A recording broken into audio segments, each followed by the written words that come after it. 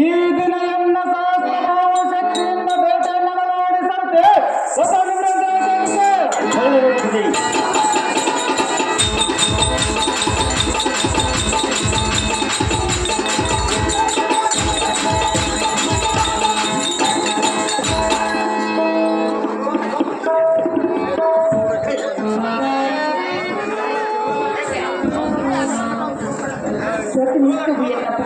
ಪೂಜೆಗೆ ಜಲವನ್ನು ತೆಗೆದುಕೊಂಡು ಹೋದಂತೆ ಇಂದು ತೆಗೆದುಕೊಂಡು ಹೋಗಲೇಬೇಕು.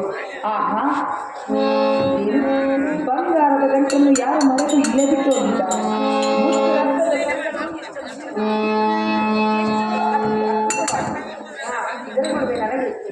ಆದಷ್ಟು ಬೇಗನೆ ಜಲವನ್ನು ತೆಗೆದುಕೊಂಡು ಹೋಗಲೇಬೇಕು. ಮಾಹಿಷ್ಮತಿನಗರ ರಾಜನ ಬೆಲೆ ಬಾಳುವ ಚಿನ್ನದ ಆಭರಣ ಕಳ್ಳತನ ಮಾಡಲು ಬಂದಿದ್ದಾರೆ. ನನ್ನನ್ನೇನು ಕಳುವು ಮಾಡಲಿಕ್ಕೆ ಬಂದಿರುವುದು ಎಂದು ತಿಳಿದುಕೊಂಡಿರುವೆಯಾ? ಇನ್ನೇತಕ್ಕೆ ಬಂದಿರೋ ರೇಣುಕ?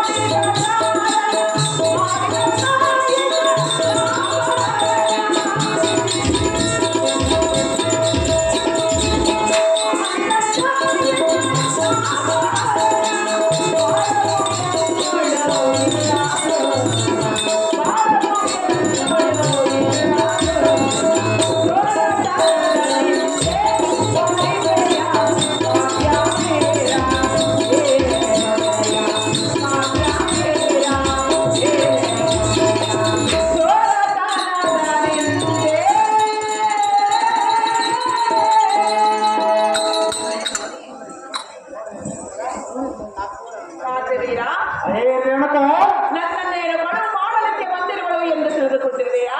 ಮತ್ತೆ ಬಂದಿರೋ ರೇಣುಕ? ನನ್ನ ತಂದೆಯ ಮನೆಯಲ್ಲಿ ಇದಕ್ಕಿಂತ ಹೆಚ್ಚಿನ ಬೆಲೆ ಬಾಳುವಷ್ಟು ಕಂಡವಣ್ಣ. ಕಂಡೆಯ ಕಾಕವೀರ ಇನ್ನೊಮ್ಮೆ ಮಾಡದಿರೋ ಇಂಥ ನುಡಿಯ. ಅದೇ ನಾರಿ, ನಿನ್ನ ಜೀವನದಲ್ಲಿ ಇಂಥ ಬೆಲೆ ಬಾಳುವ ಚಿನ್ನದ ಆಭರಣ ಕಂಡಿರುವೆಯಾ? ನಿನ್ನ ಕುಟಿಲ ಬುದ್ಧಿಗೆ ಬೆಂಕಿ ಹಚ್ಚರೆ ಇಲ್ಲಿಂದ ಹೊರಟು ಹೋಗಿದ್ದಾರೆ. ಮುಂದಿನ ಹೀಗೇನು ಮಾಡಲು? ಈ ಕಾರ್ತವೀರ ಎಲ್ಲ ಪತಿಯ ಪಾದ ಪೂಜೆಗೆ ಜಲವನ್ನು ತೆಗೆದುಕೊಂಡು ಹೋಗಬೇಕಾದರೆ ಕಳವಿನ ಅಪವಾದವನ್ನೇ ಹೋಲಿಸಿದರಲ್ಲ. ಹೀಗೇನು ಮಾಡಲು? ಆದಷ್ಟು ಬೇಗನೆ ಹೋಗಿ ಎನ್ನ ಪತಿಯ ಪಾದಕ್ಕೆ ಬಿದ್ದು ಕ್ಷಮೆಯನ್ನು ಕೇಳಲೇಬೇಕು. ಜಮದಕ್ಕೆ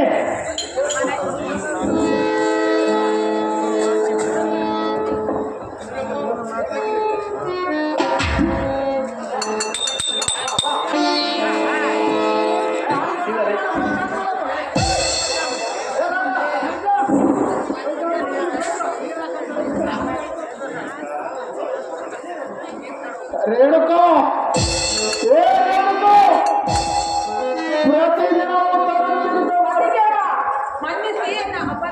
ದೂರವಿದ್ದು ಮಾತನಾಡುತ್ತಿದ್ದರೆ ಪ್ರತಿದಿನವೂ ತರುತ್ತಿದ್ದ ಮರಳಿನ ಕೊಡದ ಕೆಲವು ಈಗ ತರಾಯಿತು. ನಿನ್ನ ಕಾಮದ ಬುದ್ಧಿಯಾಗಿ ನಾನಲ್ಲ.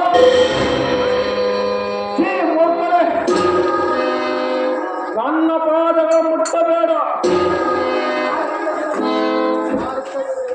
ಕಾಲಿಕ್ಕದಿರಿ ಎನ್ನಾಶ್ರಮದ ಮೀರಿನಲ್ಲಿ ಸಿರಿ ಸಂಪತ್ತು ಅರಸತ್ವ ನಾನೆಂದು ಬಯಸಲಾರೆನೆಂದು ಸಿರಿ ಸಂಪತ್ತು ಅರಸತ್ವ ನಾನೆಂದು ಬಯಸಲಾರೆನೆಂದು ಪ್ರಮಾಣ ಮಾಡಿದ ಈಗ ನಿನ್ನ ವಚನವೇನಾಯಿತು? ನೀನು ಪತಿವ್ರತೆ, ಪತಿಯ ತಕ್ಕ ಸತಿಯೇ? ಹಾಗಾದರೆ ಈಗ ನನ್ನ ಪಾದ ಮುಟ್ಟಕ್ಕೆ ನಿನಗೆ ಅರ್ಹತೆ ಇಲ್ಲ.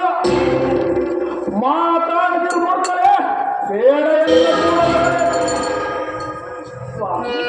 ರೇಣುಕಾ, ಹಣವಿನಲ್ಲಿ ಗುಣ ಮಾತ್ರ ತಪ್ಪು ಮಾಡಿಲ್ಲ, ತಪ್ಪು ಮಾಡುವುದೂ ಇಲ್ಲ. ರೀತಿ ತಪ್ಪಿದರೆ ನೀತಿ ತಪ್ಪಿದ ಹೆಣ್ಣು ನಾನಲ್ಲ. ನೀರು ತರಲಿಕ್ಕೆ ಹೋಗಿದ್ದೇನೋ ನಿಜ, ದಾರಿಯಲ್ಲಿ ಅಪಶಕನವು ಜರುಗಿ ಹೋಯಿತು. ಮನ್ನಿಸಿ ಎನ್ನ ಅಪರಾಧವನ್ನು ಬಿಡಲಾರೆ ನಿಮ್ಮ ಪಾದವನ್ನು. ದೂರ ನಿಂತು ಮಾತನಾಡು ರೇಣುಕಾ. ಕ್ಷಣಿಕ ಸುಖಕ್ಕಾಗಿ ಮನಸ್ಸೋತು ಸತಿಧರ್ಮ ಮೀರಿ ನಡೆದೆಯ. ಚಿತ್ತ ಚಂಚಲದಿಂದ ದೇಹಕ್ಕೆ ಮೈಲಿಗೆ ಅಂಟಿಸಿಕೊಂಡೆಯ.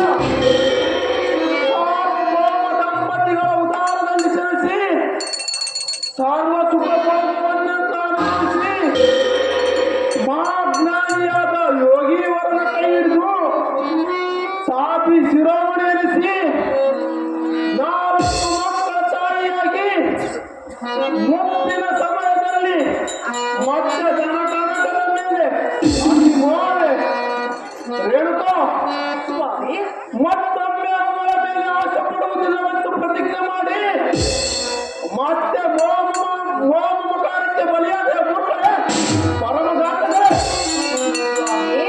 ರೇಣುಕಾ, ನೋಡಿದ ಮಾತ್ರಕ್ಕೆ ಕೇಳಿದ ಮಾತ್ರಕ್ಕೆ ಮನ ಮೈಲಿಗೆ ಹಾಯಿತೆ ಎಂದು ಹೇಳುತ್ತಿರುವಿರಲ್ಲ ಸ್ವಾಮಿ.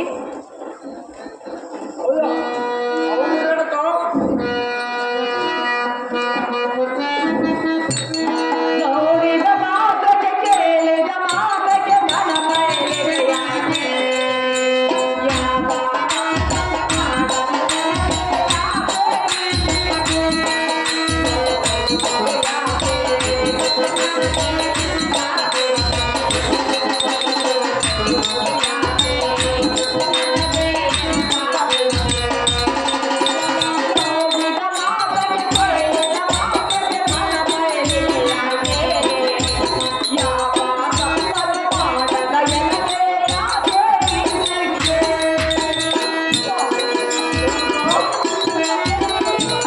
ದೂರ ನಿಂತು ಮಾತನಾಡು ರೇಣುಕಾ.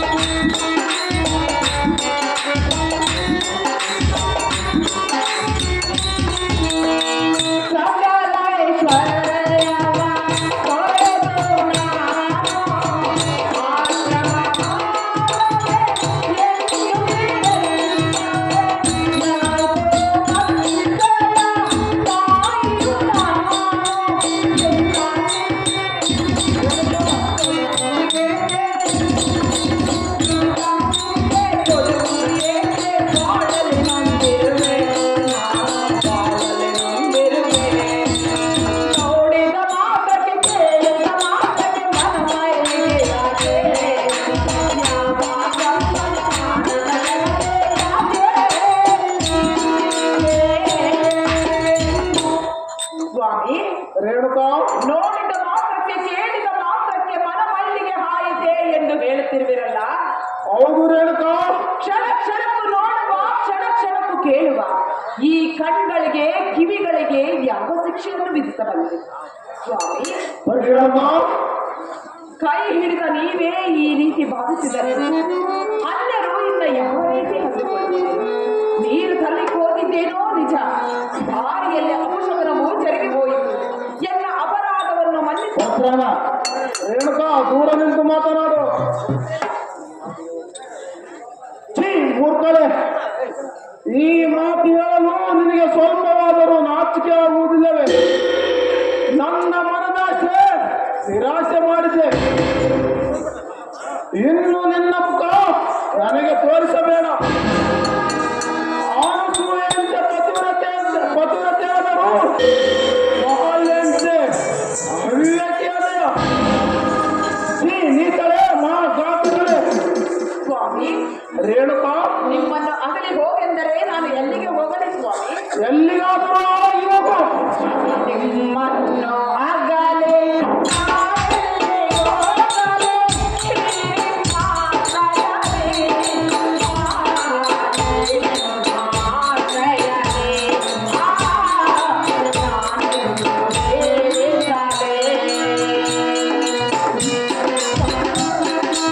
ರೇಣುಕಾ, ದೂರ ನಿಂತು ಮಾತನಾಡು.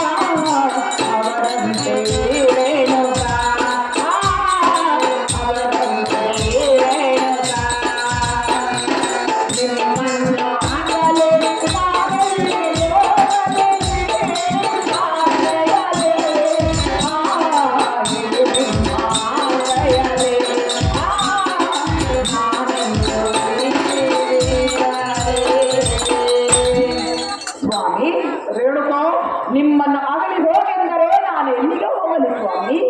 ಎಲ್ಲಿಗಾದರೂ ಹೋಗು. ಆಶ್ರಮದ ಮಾತುಗಳಾದ ಅನಸೂಯ ಪತಿಯೇ ಪ್ರತ್ಯಕ್ಷ ದೇವರು ಎಂದು ನಂಬಿದವರು ಅವರು. ಅವರಂತೆ ಬಾಳಿದವಳು ನಾನು. ಸ್ವಾಮಿ, ರೇಣುಕಾ, ನೀರು ತರಲಿಕ್ಕೆ ಹೋಗಿದ್ದೇನೋ ನಿಜ. ದಾರಿಯಲ್ಲಿ ಅಪಶಬ್ದವು ಜರುಗಿಬಹುದು. ಒಂದು ವೇಳೆ ನಾನೇ ತಪ್ಪು ಮಾಡಿರುವೆನೋ ಎಂದು ನಿಮ್ಮ ಮನದಲ್ಲಿ ಮನವರಿಕೆಯಾದರೆ ಯಾವ ಶಿಕ್ಷೆಯನ್ನು ಕೊಟ್ಟರೂ ಅನುಭವಿಸಲು ಸಿದ್ಧವಿದೆ. ಎಲ್ಲ ಅಪರಾಧವನ್ನು ಮನ್ನಿಸಿ ಸ್ವಾಮಿ, ಎಲ್ಲ ಅಪರಾಧವನ್ನು. ರೇಣುಕಾ, ರಾತ್ಮರೆ, ಎನ್ನ ಪಾದವ ಮುಟ್ಟಬೇಡ. ಆ ಯೋಗ್ಯತೆ ನಿನಗಿಲ್ಲ. ಎನ್ನ ಕೈ ಹಿಡಿದ ನಿನ್ನನ್ನು ಮಹತ್ವದ ಸ್ಥಾನಕ್ಕೆ ಕರೆದೊಯ್ಯಬೇಕು ಅನಿಸುತ್ತದೆ. ಆದರೆ ನಿನ್ನ ಅವಿವೇಕವೇ ನಿನ್ನನ್ನು ಈ ಕೆಳಮಟ್ಟಕ್ಕೆ ತಂದಿತು. ರೇಣುಕಾ, ನಿನ್ನನ್ನು ಸತಿಯೆಂದು ಇನ್ನೊಂದು ಸಾರಿ ಮುಂದಿಸಲಾರ ಈ ಮುನಿಕುಲದ ಜಮದಲ್ಲಿ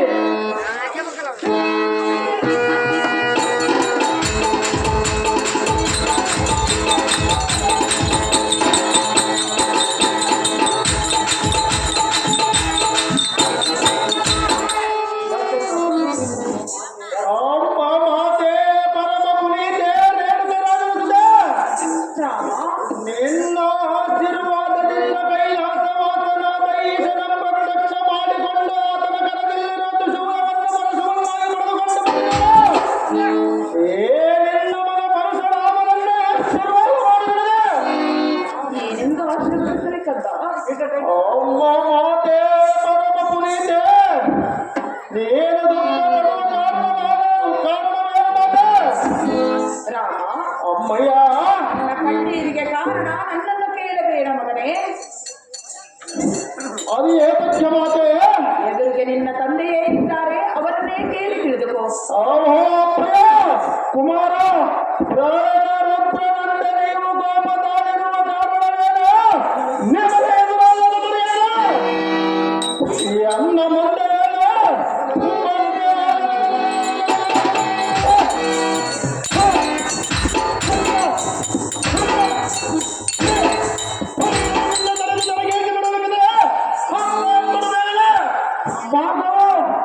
ಅಪ್ಪಯ್ಯ, ಎನ್ನಾಜ್ಞೆ ಪಾಲಿಸಬೇಕಾದರೆ ಗುಣಮನಸ್ಸಿರಬೇಕು.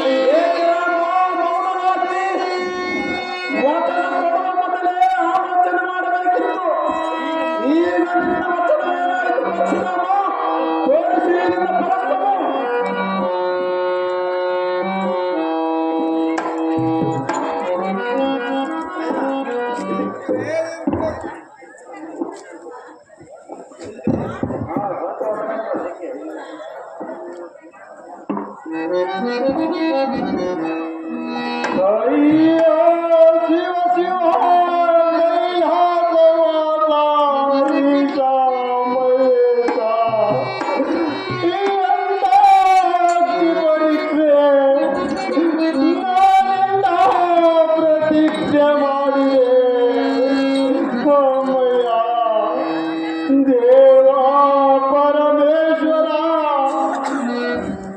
ನಿನ್ನ ಪರಸು ಎನಗೆ ಕೊಂಡೊಪ್ಪಿಸಿದಾಗ ಮೊದಲ ಬಲಿಯಾಗಿ ನಿನ್ನ ಮಾತೆಯ ಶಿರ ತೆರೆಯುವ ಸಮಯ ಬರಬಹುದೆಂದು ಮುಂದಿನ ವಿಚಾರವನ್ನು ತಿಳಿಸದೆ ಮೌನವಾದಿಯ ಅಮ್ಮಯ್ಯ ಓ ತಾಯಿಯೇ ಭೂದೇವಿಯೇ ಪಡೆದ ಮಾತೆಯ ಶಿರವನ್ನು ಮಗನೇ ಕಡೆಯುವುದು ಎನ್ನಾದರಿಂದ ಮನಕ್ಕೆ ಒಪ್ಪಿದೆ ಅಮ್ಮಯ್ಯ ಎಲೆ ಆಕಾಶವೇ ನಾನು ಪ್ರತೀಕ್ಷೆ ಮಾಡುವ ಮೊದಲ ಬರಸಿಡಿಲನ್ನು ಬಡಿದು ನನ್ನ ಶಿರಕ್ಕೆ ಬಡಿದು ನನ್ನನ್ನೇಕೆ ಕಾಯಿಸಲಿಲ್ಲ ಅಮ್ಮಯ್ಯ ಪಾರ್ವತಿನಾಥ ನೀನು ಹೇಳಿದ ವಾಕ್ಯದಂತೆ ವಚನ ಕೊಡುವ ಮೊದಲು ಯೋಚಿಸಿ ವಚನ ಕೊಡು ಎಂದಿಯಲ್ಲ ಆ ಅಮರವಾಣಿಯಿಂದ ಸತ್ಯವಾಯಿತು ಎನ್ನ ಕರಕ್ಕೆ ಕೊಟ್ಟ ತ್ರಿಶೂಲವೇ ಎನ್ನ ವಂಶಕ್ಕೆ ಮೂಲವಾಯಿತು ಅಮ್ಮಯ್ಯ ಹೇಳುವೆನು ಕೇಳು ಮಾತೆ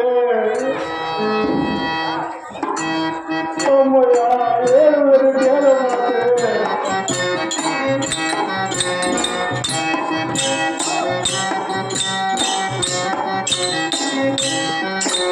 ಏನು ಹೇಳಲಿ ದುಃಖವ ಎನ್ನ ಮನದ ತಾಪವ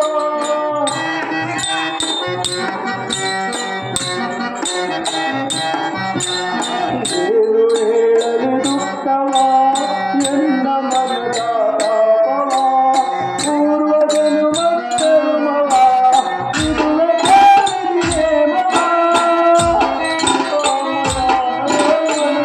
ಮಾತೆ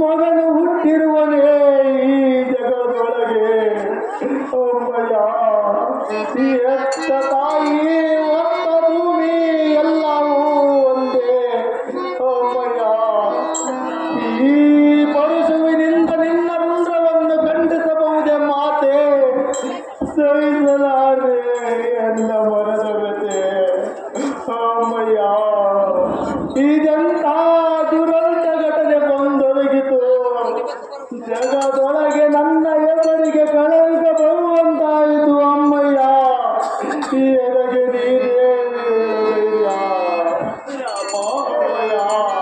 ಯಾರೇನು ಮಾಡುವುದು ಕಷ್ಟ ಅನುಭವಿಸಲೇಬೇಕಲ್ಲ ರಾಮ. ಹೌದೇನು ಮಾತೆ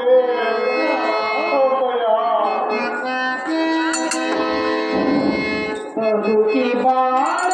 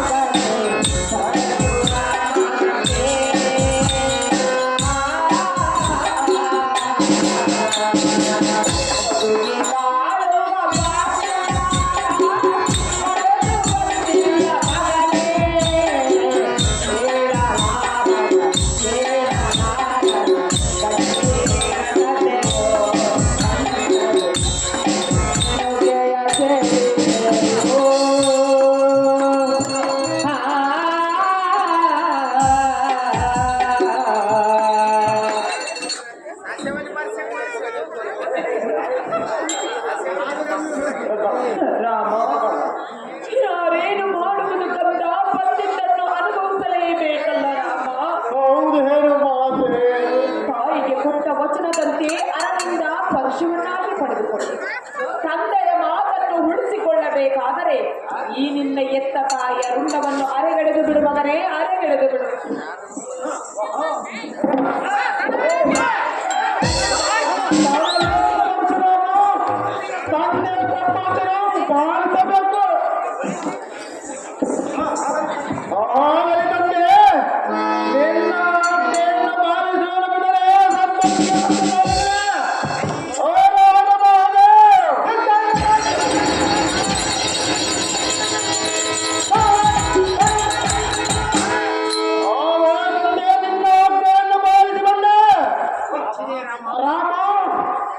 ಮೆಚ್ಚಿದ ಮೆಚ್ಚಿದ ಈ ನಿನ್ನ ಪಿತೃಭಕ್ತಿಯೇ ಬೇಡು ಮಗನೇ ಬೇಡು.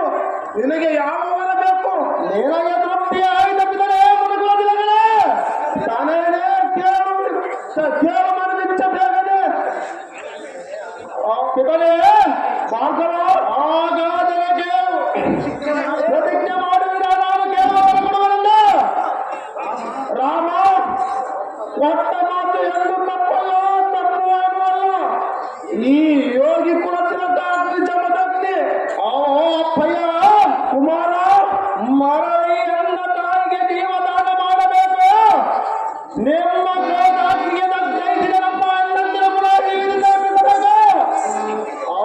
ಅಪ್ಪಯ್ಯ ಕುಮಾರ, ಮೂರನೇ ವರವಾಗಿ ನಿಮ್ಮ ಕ್ರೋಧಾಗ್ನಿ ಎಂಬೆಟ್ಟು ಶಾಂತ ಚಿತ್ತರಾಗಬೇಕೆಂದರೆ ನರಸಿಂಹಳೆಯನ್ನವರೇ ಜೈ ಜಗದೀಶ್ವರ. ಪರಶುರಾಮ, ನಿನ್ನ ಇಷ್ಟಾರ್ಥ ಈಡೇರಲಿ. ನಿನ್ನ ತಾಯಿಯನ್ನು ಕರಿ, ಎದ್ದು ಬರು. ಅಮ್ಮ ತಾಯಿಯೇ, ಎನ್ನ ಜನ್ಮದಾತೆ, ಚೇತನ ತಪೋ ಶಕ್ತಿಯಿಂದ ಎದ್ದು ಬಾರಮ್ಮ. ನಿನ್ನ ತಮ್ಮನ ಮೇಲೆ ಬಂದ ಅಪವಾದವನ್ನು ದೂರ ಮಾಡು ಮಾತೆ, ಪರಮಪತಿವ್ರತೆ. ಬಂದೆ ರಾಮ, ಬಂದೆ. ಅಮ್ಮಯ್ಯ, ತಾಯಿಗೆ ಕೊಟ್ಟ ಮಾತಿನಂತೆ ಅದರಿಂದ ಪರಶುವನ್ನಾಗಿ ಪಡೆದುಕೊಂಡೆ. ಹೌದು ಮಾತೆ. ತಂದೆಯ ಮಾತನ್ನು ಉಳಿಸಿಕೊಳ್ಳಬೇಕೆಂದು ಎತ್ತ ತಾಯಿಯ ರುಂಡವನ್ನೇ ತೆಗೆದೆ. ತಂದೆಯಿಂದಲೇ ತಾಯಿ ಜನ್ಮವನ್ನು ಮತ್ತೆ ಮರಳಿ ಪಡೆದುಕೊಂಡೆ. ನಿನ್ನಂತ ಮುದ್ದಾದ ಮಗನನ್ನು ಪಡೆದುಕೊಂಡ ನಾನೇ ಧನ್ಯಳು ಕಂದ. ಹೌದೇನು ಮಾತೆ? ಸ್ವಾಮಿ, ರೇಣುಕಾ, 7 ಜನ್ಮದಲ್ಲಿ ನೀವೇ ಎನ್ನ ಪತಿಯಾಗಬೇಕೆಂದು ನಿಮ್ಮ ಸತಿ ರೇಣುಕಾ, ನಿನ್ನ ಜನ್ಮವಾಯಿತು ಸಾರ್ಥಕ. ಇಲ್ಲಿಂದ ಚಿರಕಾಲವಿರಲಿ ನಿನಗೆ ಸರ್ವ ಸುಖ. ಪಯ್ಯ ಮತ್ತು ತಮ್ಮನಾದ ರೇಣುಕ ದೇವಿಯೇ, ನಿಮ್ಮಲ್ಲಿ ನಿಮ್ಮ ಗಂಡನ ವಿಜ್ಞಾಪನೆ ಏನೆಂದರೆ ವೇದನಾಜ್ಞೆಯ ತುದಿ ಬಾರದಂತ ತಾಯಿಯ ಬಂದ ಮಾಮನ ಕಾಯಕಕ್ಕೆ ನಿಮ್ಮ ತನಯನಿಗೆ ಆಶೀರ್ವಾದವು ಮಾಡಿ ಕಲಿಯಿರಿ. ಜನರೇ, ಜ್ಞಾನತಾಪುಗಳೇ,